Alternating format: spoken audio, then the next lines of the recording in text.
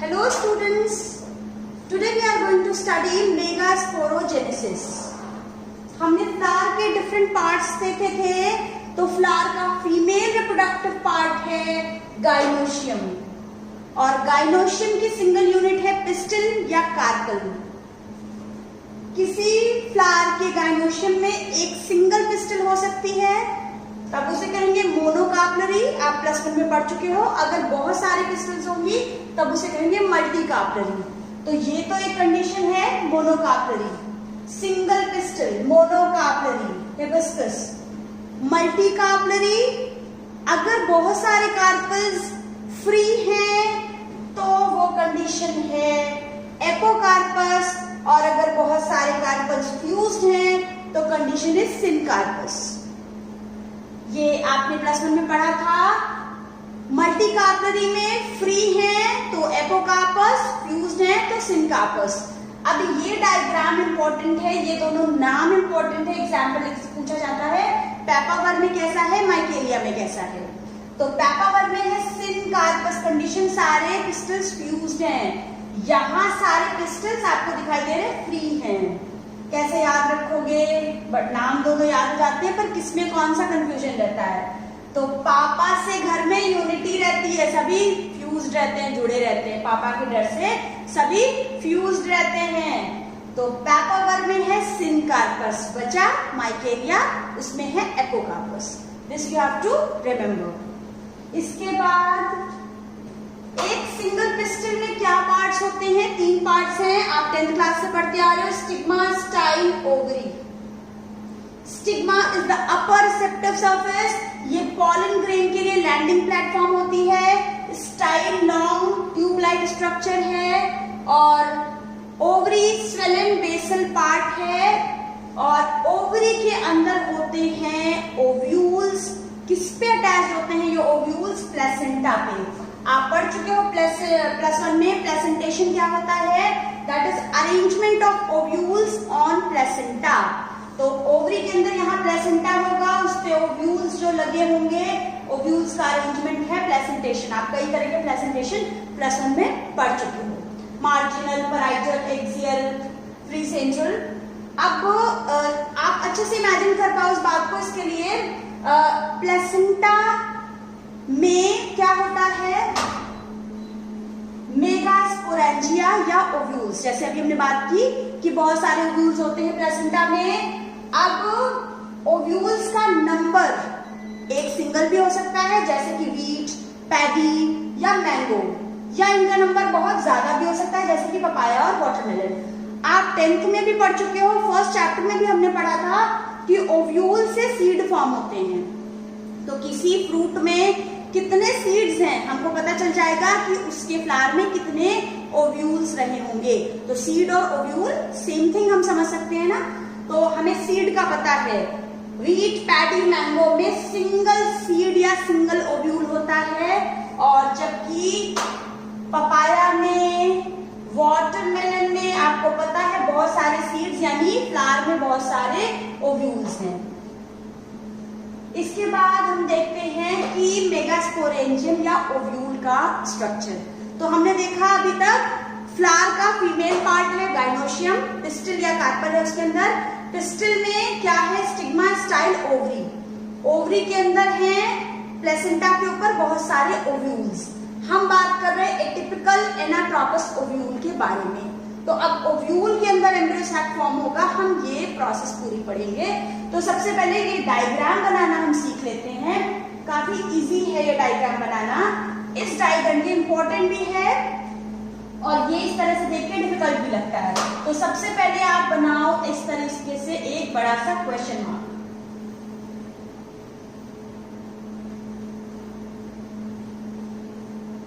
ये है पूरा ओव्यूल और यहाँ पर ये स्टॉक है, ये स्टॉक है फ्यूनिकल.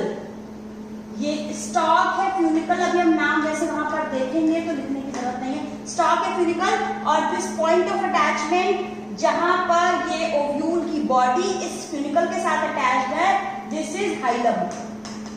This is hilum. इसके बाद यहाँ यहाँ पर आप इस तरीके से ऐसे एक और स्ट्रक्चर बनाओ, यहाँ पर ये आउटर इंटेगुमेंट, ये इनर इंटेगुमेंट, दोनों तरफ इंटेगुमेंट्स हैं और बीच में यहाँ पर है एम्ब्रियो सैक डेवलप होगा अभी। उसके अलावा यहाँ पर एक पोर स्ट्रक्चर दिखाई दे रही है, ओपनिंग है, ये पोर है, this is very important, micropyle, ये पोर है माइक्रोपाइल, और ये ऊपर के तरफ माइक्रोपाइलर एंड से ऑपोजिट की तरफ ये पूरा स्ट्रक्चर है चलाजर एंड, चलाजा या चलाजर एंड। बीच में यहाँ पर इंटेगुमेंट से अंदर के तरफ, इंटेगुमेंट से अंदर के तरफ यहाँ पर न्यूसिलस की सेल्स होंगी, इंटेगुमेंट से कवर्ड ये सारी न्यूसिलस की सेल्स होंगी।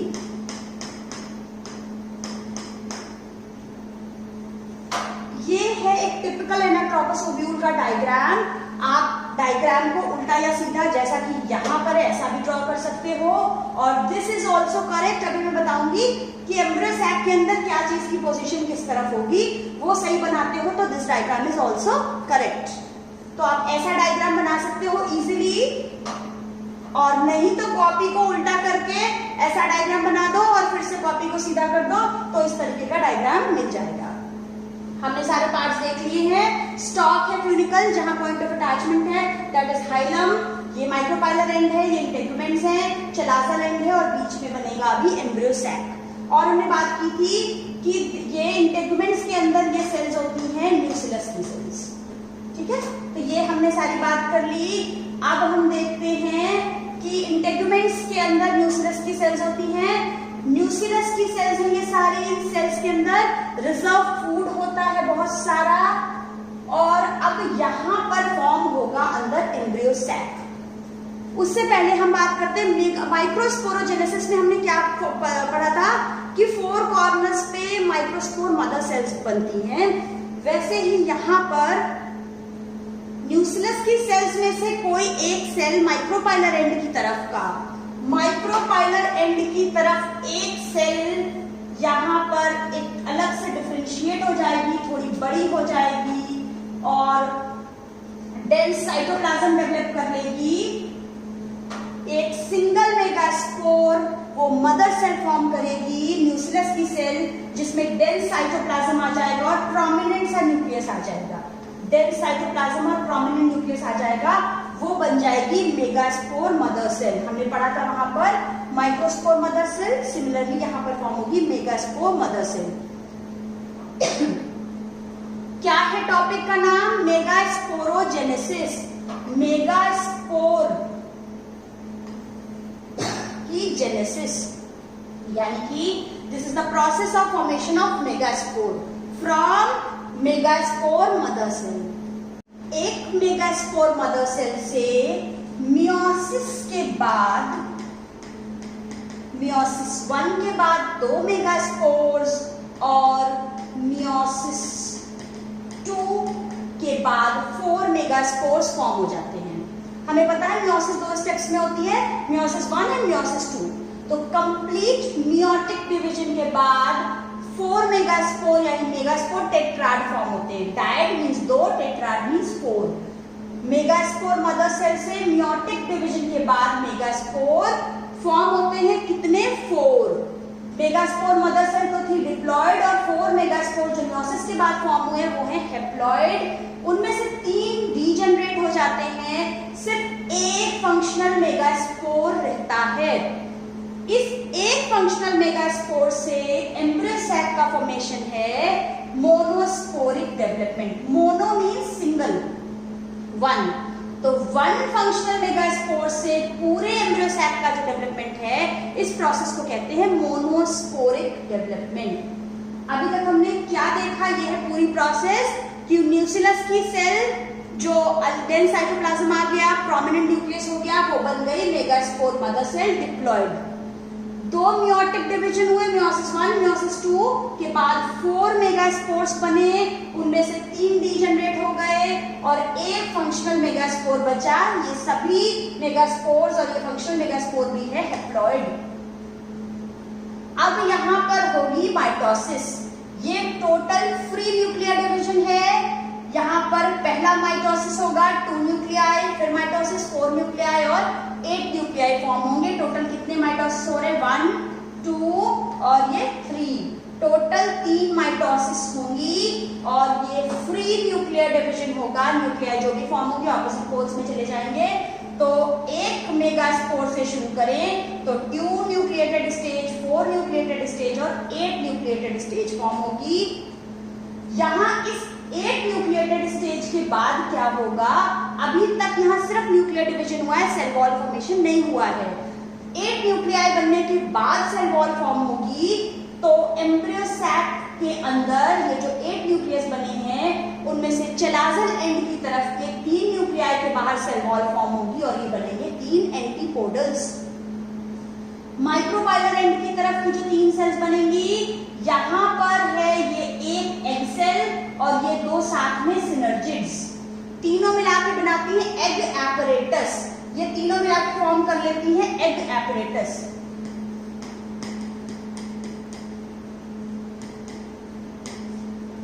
और बीच में वेरी इंपॉर्टेंट थिंग कि बीच में बच गए हैं 2 न्यूक्लियाई।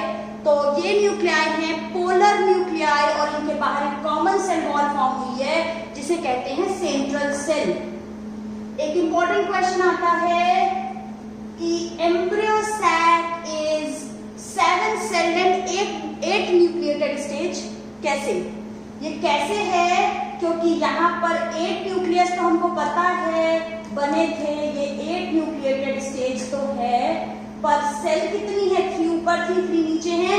बीच में एक कॉमन सेल वॉल बनी है, सेंट्रल सेल 2 पोलर न्यूक्लियाई के साथ। तो सेल कितनी है यहाँ पर? 7। This embryo sac is 8 nucleated but 7 celled stage. तो इस तरीके से ये एम्ब्रियो सैक फॉर्म हो गया है। अब यहाँ सिनर्जिड्स के ऊपर कुछ सेलुलर थिकनिंग फॉर्म होती है जिसे कहते हैं फिलीफॉर्म एपरेटस। ये फिलीफॉर्म एपरेटस का क्या फंक्शन है? It guides the entry of pollen tube. जब पॉलन जर्मिनेशन के बाद ये पॉलन ट्यूब अंदर एंटर करती है तो ये फिलीफॉर्म एपरेटस ही है जो पॉलन ट्यूब की एंट्री को आगे गाइड करते हैं। ये है पूरी प्रोसेस एम्ब्रियो सैक के डेवलपमेंट की। तो न्यूक्लियस की सेल्स में से एक सेल में प्रोमिनेंट न्यूक्लियस डेंस साइटोप्लाज्म आ गया, इसको कहते हैं megaspore mother cell. 2 meiotic divisions के बाद 4 मेगास्पोर्स बने, 3 डीजेनरेट हो गए, एक फंक्शनल मेगास्पोर ने माइटोसिस किया, माइटोसिस 1 2 और 3। 3 माइटोसिस डिवीजन के बाद जो कि फ्री न्यूक्लियर थे 8 न्यूक्लियस बन गए और उसमें से 7 सेल्स बनी। ऊपर 3 है एंटीपोडल्स जो चलाजल एंड की तरफ है और 3 ये सिनर्जिड और एक्सेल पूरा एग एपरेटस बना जो कि माइक्रोपाइलर एंड में है। हमने डायग्राम की बात की थी एनाट्रोपस ओव्यूल। आप उस डायग्राम को सीधा बनाओ या उल्टा बनाओ, यहाँ पर सीधा है। बस ध्यान रखना है आपको कि सिनर्जिड हमेशा माइक्रोपाइलर एंड की तरफ होगी और एंटीपोडल्स हमेशा चलाजल एंड की तरफ रहेगी। एंटीपोडल्स चलाजल एंड की तरफ, एसी, गर्मियों में बिना एसी नहीं रह सकते। एंटीपोडल्स चलाजल एंड की तरफ रहेगा, माइक्रोपाइलर एंड सिनर्जिड की तरफ, सिनर्जिड्स माइक्रोपाइलर एंड की तरफ रहेंगे।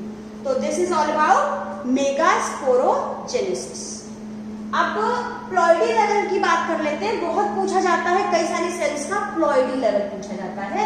तो सबसे पहले तो हम माइक्रोस्पोरोजेनेसिस और मेगास्पोरोजेनेसिस दोनों टॉपिक्स में हमने जो पढ़ा कि माइक्रोस्पोर मदर सेल हो या मेगास्पोर मदर सेल हो, उसमें मियोसिस के बाद होता है फॉर्मेशन ऑफ माइक्रोस्पोर या पॉलन ग्रेन या मेल गैमेटोफाइट, कुछ भी कहें, वो सभी होंगे हैप्लॉइड।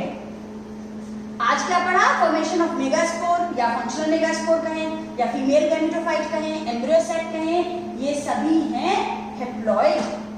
समझ में आए? ये हैप्लॉइड है, ये हैप्लॉइड है और ये हैप्लॉइड है। इसके अलावा अभी आप आगे जाके पढ़ोगे डबल फर्टिलाइजेशन के बाद एंडोस्पर्म फॉर्म होता है। ये अलग तरीके की एक स्ट्रक्चर है जो कि ट्रिप्लॉइड है, ये यूनिक है, बहुत इंपॉर्टेंट पूछा जाता है। ये ट्रिप्लॉइड है एंडोस्पर्म। इसके अलावा प्लांट की सारी सेल्स, अच्छा एक एग सेल भी, एग सेल आपको पता है ना सिनर्जिड के साथ एग सेल जो एग एपरेटस बनाती है, फीमेल गैमीट है एक्चुअली है, तो ये भी हैप्लॉइड है। इसके अलावा प्लांट की सारी सेल्स डिप्लॉयड है। रूट, स्टेम, लीफ, कुछ भी सेल का नाम ले लो। न्यूक्लियस की cell diploid, megaspore mother cell diploid, microspore mother cell diploid, और सारी सेल्स हैं डिप्लॉयड, पूरा प्लांट है डिप्लॉयड। तो this is all about. Thank you, have a nice day.